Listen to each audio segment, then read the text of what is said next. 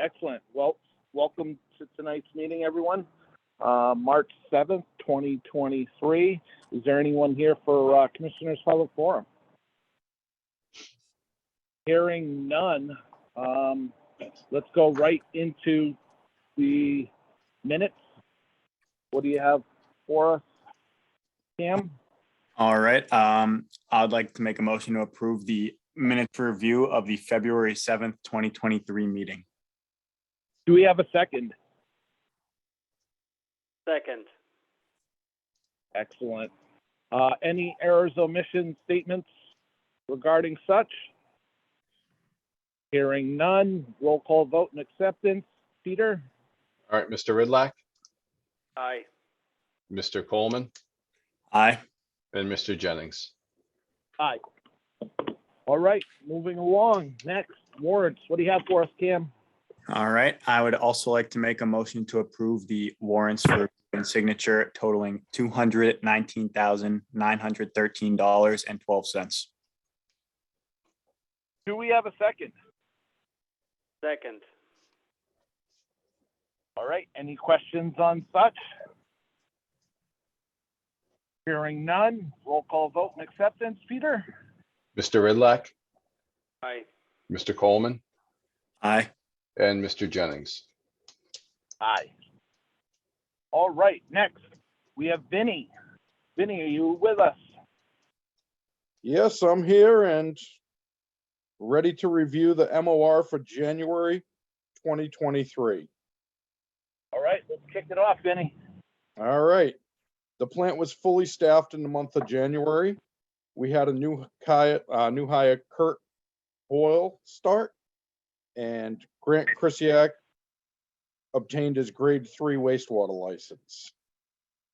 On January 9th, we completed Veolia's monthly inspection report.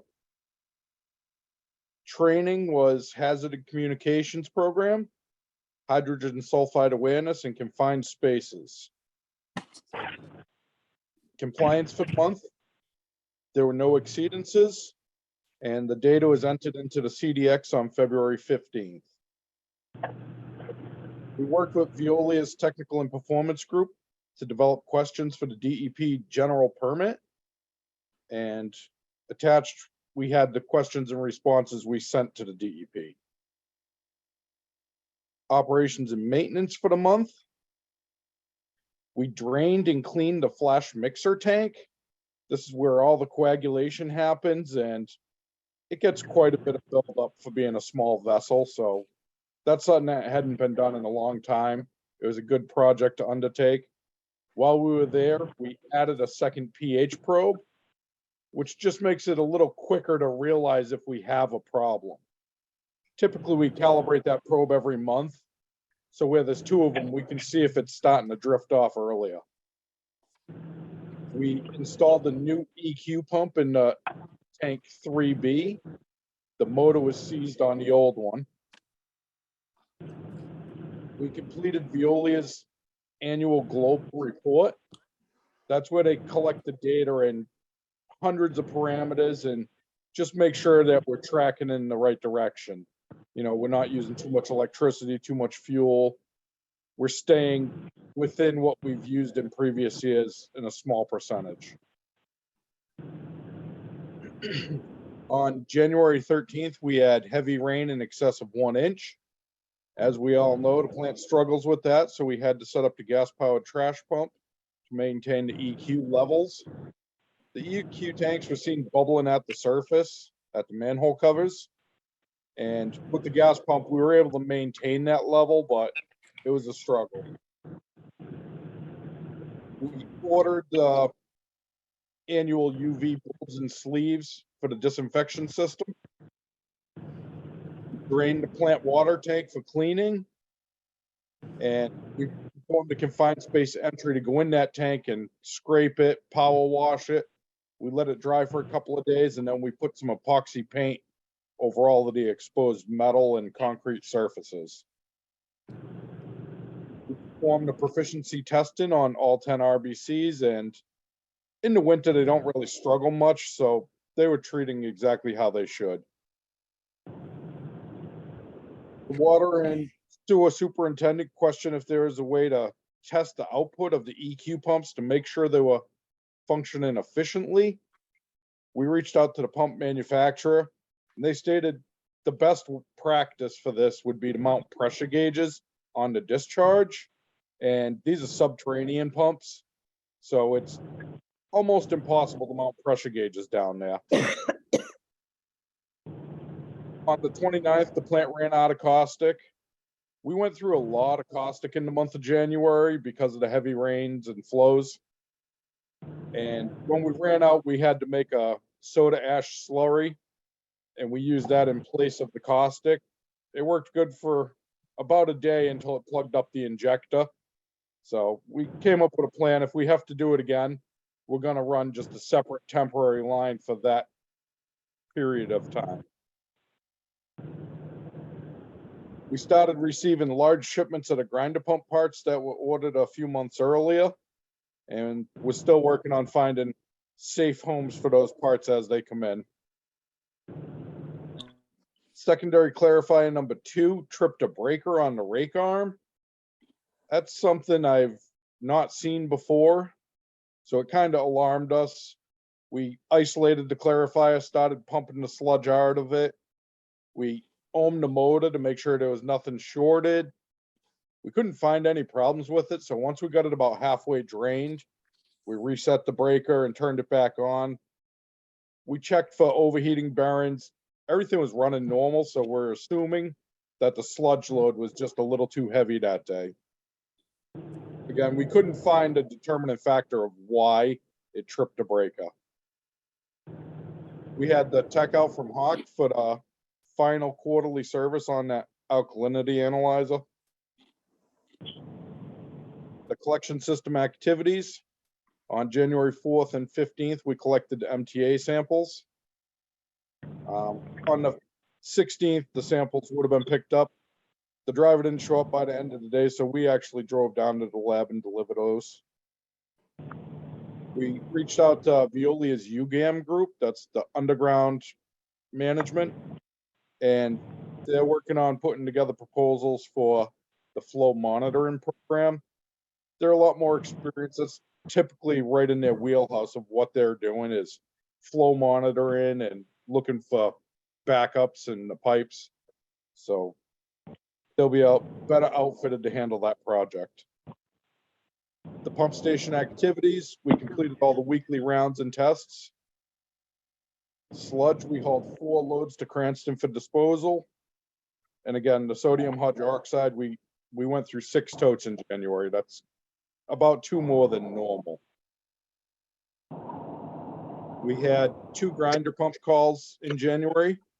We went to 43 Burlingame Road, and at the time we were there, it was an upgraded system. It had just got upgraded the week before, but at this visit, his pump was bad, so we installed a new pump. We also went to 210 Sunset Drive. They already had an upgraded system. There was grease in the tank. We had Slim Sewer Service come out and clean it. And we also fixed a broken float clamp. The floats are what turn the system on and off and the alarm on and off. And one of the clamps that holds the float in place is broken. Just to keep you guys up to date, there's been a lot going on with the future upgrades of the plant and proposed equipment and whatnot. And I've personally gone to other plants to see the equipment they're proposing in person and see if it'll work better for us than what we have. So Wright Pierce recommended a headwork screen, and they noted that the town of Maynard had one in service. Maynard is a Veolia project, so I reached out and I set an appointment to go check out that equipment. When I got there, it looks almost identical to what we currently have. It's an auger style screen with a corkscrew brush that cleans the screen. It has a washer and packer section. It's basically just a new version of what we have, which is not the best equipment available. So I made the recommendation that we continue looking into other options after seeing that. Wright Pierce came out in January and brought a full team of engineers with them. They had an HVAC specialist, an electrical specialist, plumbing specialists, and they measured all kinds of areas of the plant, took notes and data and reviewed the O&M manuals. They were really all hands-on checking everything they could. And in January, Veolia introduced the high five exercise. Every project was responsible for putting together a presentation. And the presentation included our top 5 challenges, successes, goals, KPIs, and what we could use from VNA. And it was good just to highlight, where other projects excel and might be able to lend a hand or vice versa. And part of that, health and safety proposed that they'd come to the project and introduce the team to the new life-saving rules program. And we actually did that last week. That concludes the MOI for January 2023. Any questions? Vinny, we had some pretty high flow during the month, huh? Yeah, I mean, unfortunately, whatever comes down the pipe is what we're getting. There's no way of slowing it down. Was that mostly I&I, do you think? It was a pretty wet month in the beginning of January, and yeah, it definitely contributes to what we're treating. All right. Anybody else have any questions?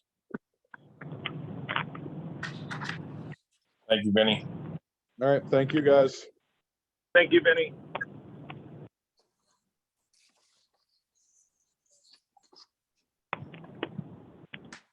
Peter, All right, next up. that was Dave, right?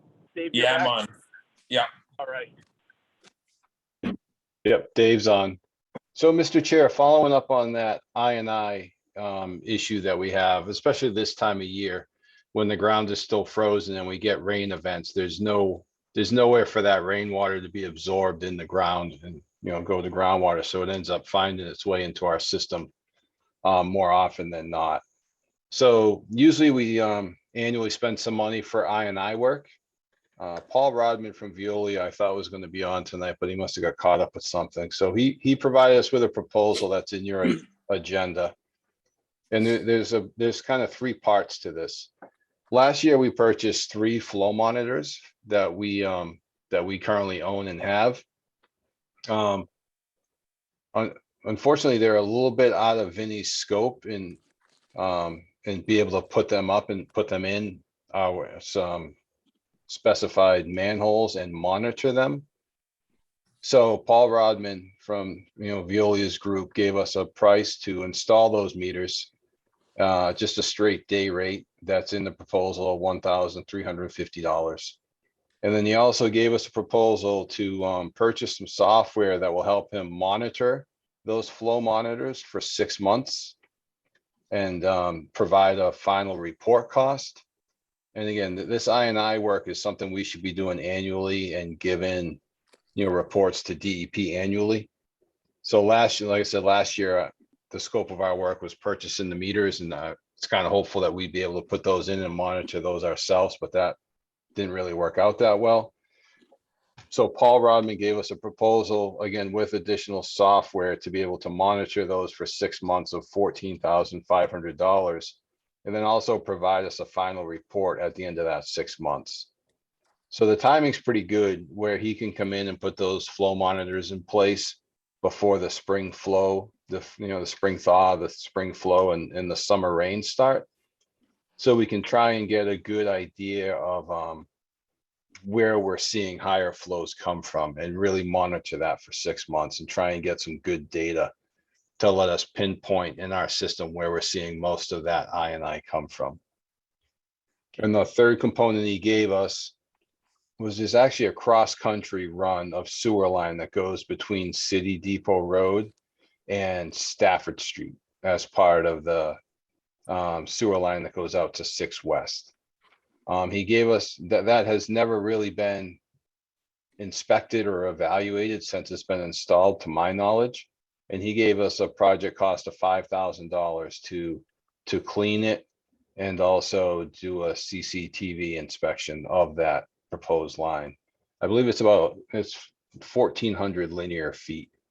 And it's also, again, it's through the woods, so it's not on the road, so it's not the easiest to get to.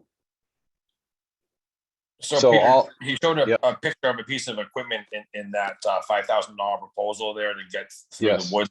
I'm just wondering why they wouldn't park a camera truck at either one of those spots where the red circles is and run a camera down the line to see if They there's have- even blockage. They have to clean it first.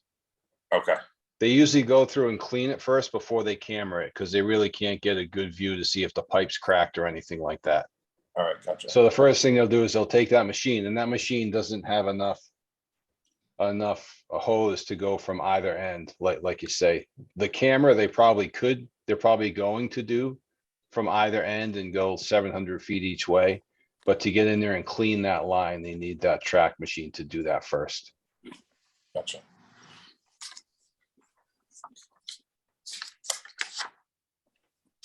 So again, with looking back at our January flows and knowing we have issues when it rains, I think this is probably a strong priority that we should start focusing on to try and identify where some of that flow might be coming from and trying to stop it if we can. So if we add Need a up motion everything, if Accept we the add up proposals every, as printed. I'm sorry, Russ, go ahead. Do we need to make a motion to accept the proposals as printed? Yes, please. So the total amount that he presented was $20,850. And we carry an annual line item for I&I work of $44,000 that has not been touched this fiscal year.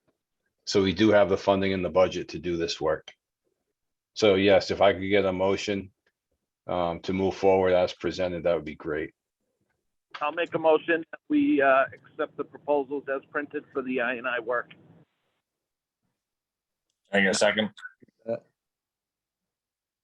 I'll second. Any more discussion? Roll call vote, Peter. Mr. McLam, Aye. Mr. Ridlack, Aye. Mr. Coleman, Aye. Mr. Jennings, Aye. and Mr. Cantwell. Aye. Great. Thank you, everybody. We'll get to work on that. Moving on, 6:45, beta water modeling update. Yes, Chris Brainerd and Andy Dennehy are here from Beta to give us an update on kind of where they've made for progress with the water model since our last meeting. Hey, guys. Hi, guys. Thanks for having us. Yeah, so we've been, we went back out, I think the last time we spoke, we were hoping to get back out to the system to look at a few things, which we did do last week. So we've looked at some of the PRVs and we've entered that info into the model. We're still in the process of tweaking that and seeing what we need to do to mimic what you're experiencing in the system. So we don't have much to report other than we're continuing those efforts. I don't know, Chris, if you want to talk a little bit more specifically about Yeah, so last week we went out into the field a little bit and dropped some GIS points on the existing PRVs that are functioning in town. And so those have been uploaded into the model.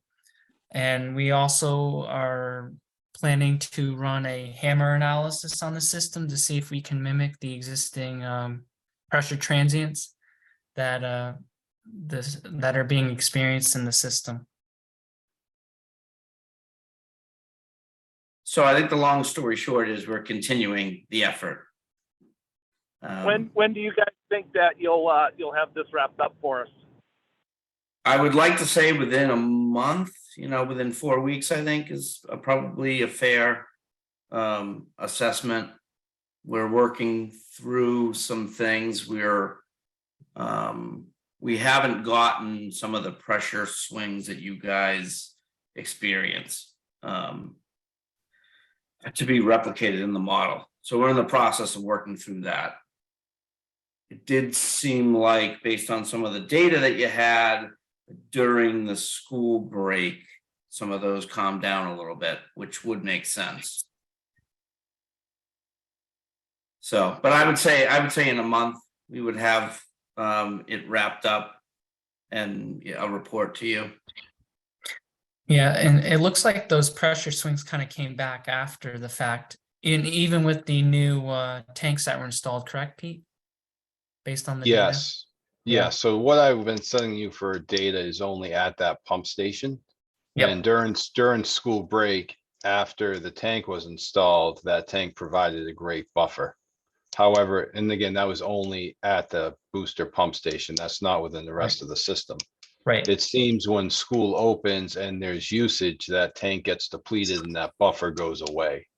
Is kind of how I'm reading the data. I'd be curious to see if you guys think it's the same thing, but by no means, I guess, are the transients in the system probably any better. Just that those tanks help buffer it a little bit at certain times. Yeah. So Yeah, I and guess think- my question for you guys is, what else might you be missing that you need to get the model to kind of accurately reflect what we're currently seeing? I think the only thing we need right now is the information on those new tanks. But like I said, even when we shut those 2 pump stations off, we're not seeing in the model what the system is actually doing. So we're hunting through things right now to try to get it to mimic. So we may need to make another trip out to look at a few things. But other than that, it's just, making sure that we have everything we need in the model. Are there other points in the system you want me to get data? I have two data loggers. Yeah, so Yeah. we can. Yeah, and we can. I think it would be good to have it around the PRV on Route 20. It might be good to see the before and after. What's going on before the inlet, what's happening downstream. Does that make sense? Yes. And see if there's any fluctuation at all between the two, if one's more steady Yep. than the other. I know we have some old There is. data from 2017, right? No, I can do one. I'll have to set up I'll have to set up a new hydrant connection. But I can do one at the again, I'll have to wait, make sure that it's not gonna freeze at night. And I Okay. can put one at the Route 20 hydrant by Okay. the tank. And I can put one at a hydrant down by Francesco's on Brookfield Road. I believe that's after the PRV. Yeah. And I've had- That would be great. I might have some data from that previously that will show you kind of what you're looking for. I think we do have that. Yeah, I think Yeah, I've but done that that was- already. Yeah, okay. Yeah, we can get in touch on that about exactly where we'd want that. And then I think the only other piece of information is maybe more accurate demands for certainly, heavy users. And trying to refine that a little bit. Okay. All right. Thank you for the update, guys. Great. Thanks, guys. Yeah, Appreciate it. yeah, we'll be in touch. Thank you. Sounds good. Peter, moving on to our 7:00 appointment. Yes, Mrs. Samko is here. She's the owner of 161 City Depot Road. She received one of our letters about the betterment and reserving capacity and perpetuity and would like to kind of talk to the commission about it. So I'll turn it over to Mrs. Samko. Okay, thank you. I just put a little letter together, so I have all my thoughts collected. So my husband and I have been a resident of Charlton for almost 40 years, and we were really distressed over that letter that we received from the Water and Sewer Commission dated February 21st, 2023. When the sewer line went in on our street at 161 City Depot Road, we had no choice but to go along with the $8,200 charge. No one asked if this was something we desired, or gave us an option to opt out. So we paid the $400 yearly fee in good faith, knowing that in the foreseeable future, if we desired, we could connect. In 2000, our daughter was born. My husband became a stay-at-home dad, and we would need to get by on my teacher's salary from this district. And the $23,000 estimate we received to connect to the line was an impossibility to pay. Now, after 20 years, and after all the betterment charges have been collected by the town, how is it fair to all of a sudden be given a deadline of less than a year to connect to the pipeline, a huge cost, or potentially lose that opportunity in the future? We believed that we were given a guarantee, and now that guarantee we feel has been revoked. Over the 40 years that we've been here, the amount of new construction we've seen in Charlton has been shocking. Why haven't the needs of the town's residents who have paid the betterment and were promised the ability to hook into the sewer line been considered before allowing all this new construction? Why hasn't the sewer concern been taken into account before the approval of the massive Amazon warehouse facility? My husband and I feel we've been deceived and are now pressured into connecting into the line. The $30,000 estimate we received from an excavating business in town is one we cannot afford to pay, as we are both retired, have incurred medical bills as a result of my husband's stroke, and have many expenses with a daughter in college and education loans to pay. I am here this evening asking you to abide by your promise, and that is, after paying the betterment fee of $8,200 in good faith for over 40 years, we will be granted unrestricted access to the sewer line at any point in time in the future. What have our payments been for if not for this sole purpose? I'm certain there are many others in our predicament who feel the same way. I have read some of their grievances on social media. I'd like to know what the committee plans to do to address this issue. Will you refund the $8,200 to each household who have not yet connected to the sewer line? They could certainly use that money to make a connection to the line before your January 2024 deadline.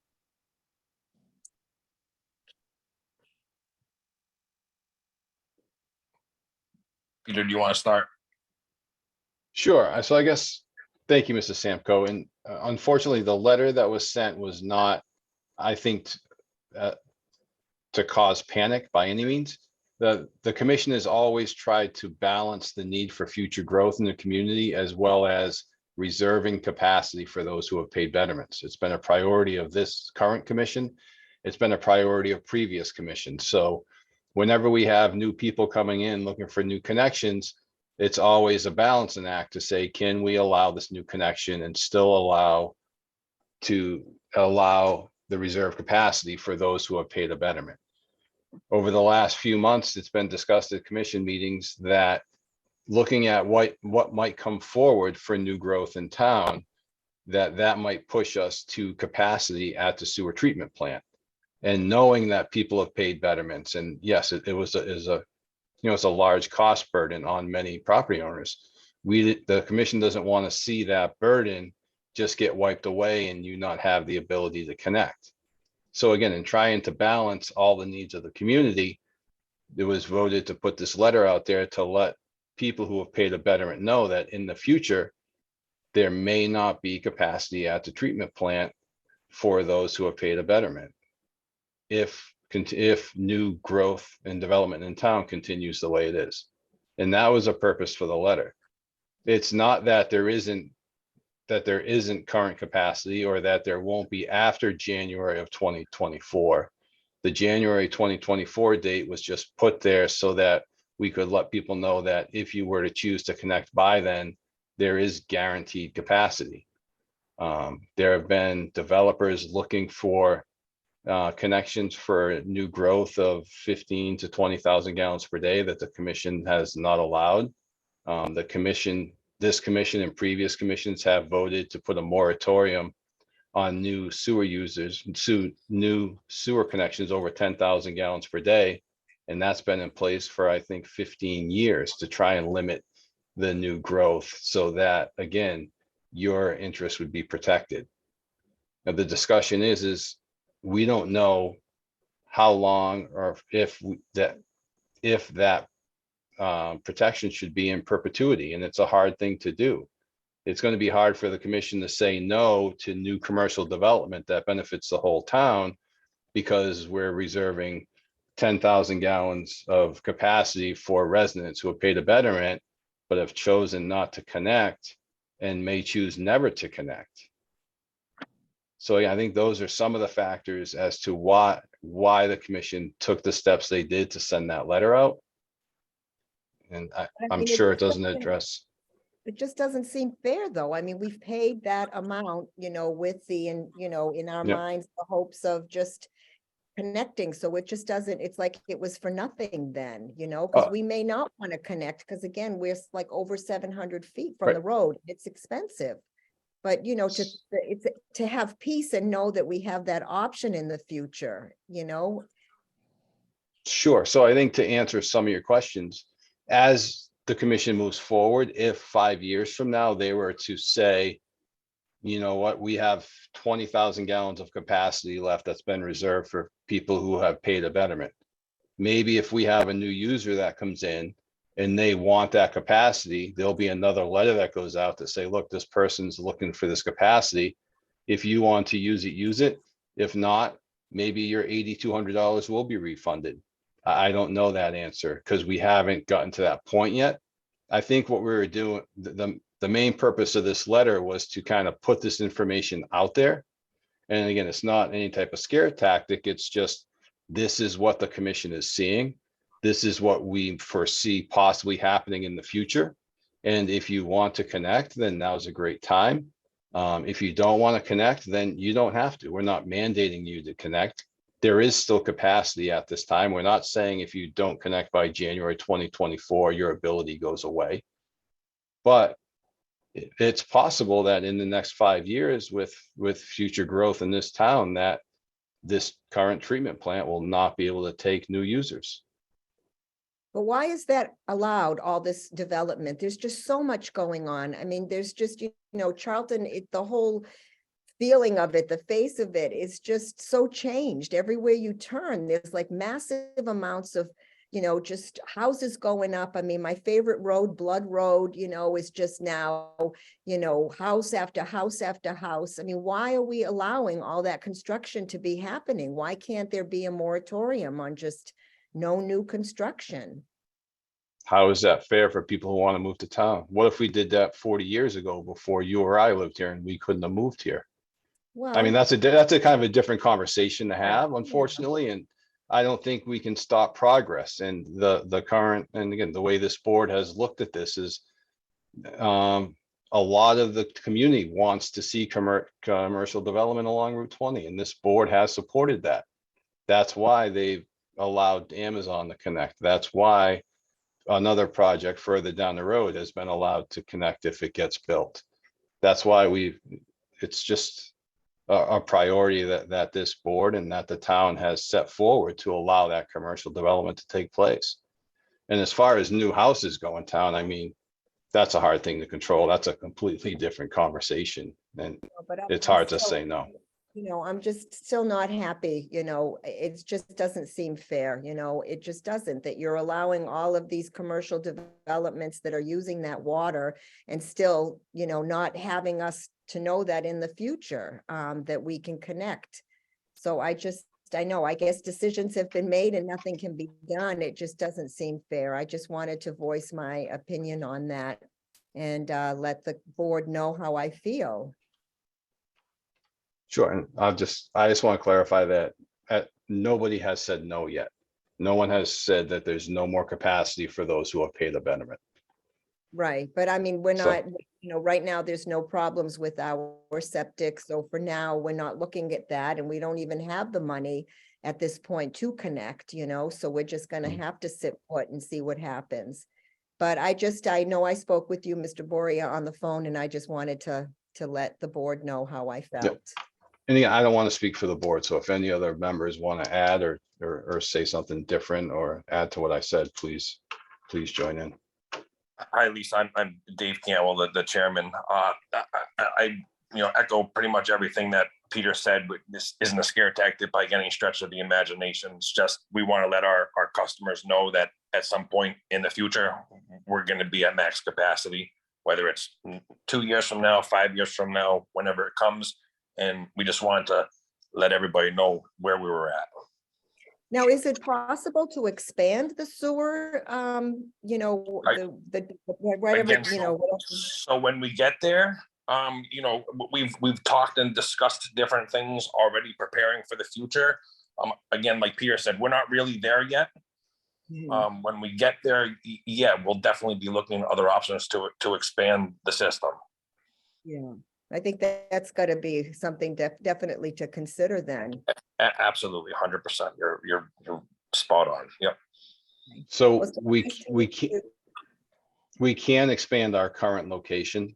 We're allowed to discharge 450,000 gallons per day into the Katy Brook. That will never increase. The EPA has already told us that the stream doesn't have the capacity to handle more flow than that. So the only type of expansion we can do is to do another separate treatment plant somewhere else in town. And that would be another huge cost, and that would have to be placed somewhere where it's wanted, because it's going to be, more infrastructure, more construction, and more betterments for a completely different project. So it has been looked at. It's not an easy solution. That's, I guess, kind of what I want to get at.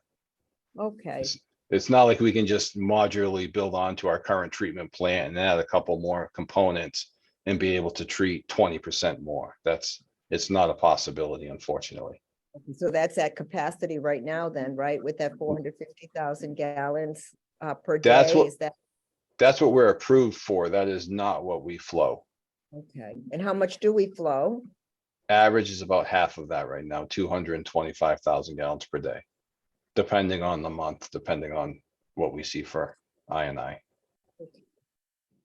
All right, well, thank you, gentlemen. Just wanted to let you know. Yeah. All right, nice to meet you No, all. yes, thank you for your time. Bye-bye. All right, bye. All right, Peter, new business. Go ahead, Sunset Drive. Yes, we had another request based on that letter. Mr. Ethier from Sunset Drive has a vacant piece of property that he knows he wants to build on in the future. He asked if he could say he's connected and not necessarily connect because it's a vacant piece of land, and start paying the quarterly base bill of $32 per quarter for metered billing. At this point, I don't think it's necessary. Like I said, we still have enough flow. It's not like we're saying no to people. And I think if we start this with one person and then other people start to do this, thinking that they have, this kind of sets them up to be tied into the future, you're going to end up with a bunch of accounts paying the base rate for metered billing that aren't connected. And it's going to kind of lead to another kind of a side shoot that's going to be a whole nother headache to try and deal with in the future. So how do you suggest we handle that, Pete? I would just say, right now, either he connects or he doesn't, and it is what it is. I think as we move forward, if we get close to shutting it off and saying there's going to be no new connections, we can reach out to him and let him know. Yeah, But I think if you start letting people do this and start paying $30 a month for no service, it kind of sets it's a slippery slope, and it's gonna, I think, create more problems than it is solutions. Those are just my thoughts. I understand what he's trying to do, and I think if he does it, we'll see another 24 people start doing it or more. And then when they do go to connect, it's just going to be confusing. So I guess let's talk about this for a second. Is it, Peter? Should we allow people to stub the property if they want to? The property's stubbed. They already have a lateral. They have a tie card to their property. That's why they're receiving the betterment. So he just wants to start paying the minimum fee. Yeah, he just wants to start getting billed. It doesn't matter to me. I'm not sure it's necessary. And then the other thing is if you have 100 people do this, say, and we're looking at flows, there's gonna be an additional flow there that's not actually coming in at this time that we can't account for. So I don't know. Anybody else have any thoughts on that? My thoughts are that we probably should just avoid the situation by not letting him.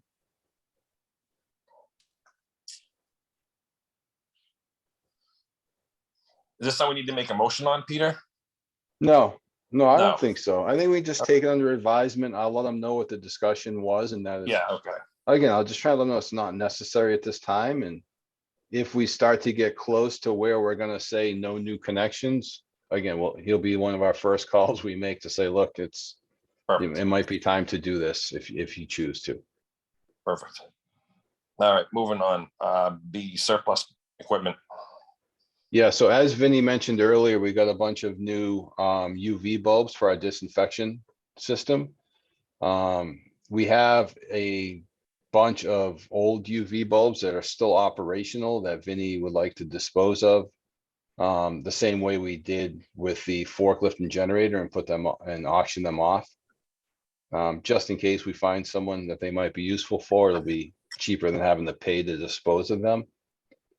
So before I can send the information over to Kara to put up on the auction website, I just need you to declare them as surplus equipment and we'll go ahead and put them up for auction. Somebody want to make a motion to make that surplus equipment? Sure thing. I'll make a motion to make the UV bulbs surplus equipment. Second, I'll second. roll call vote, Peter.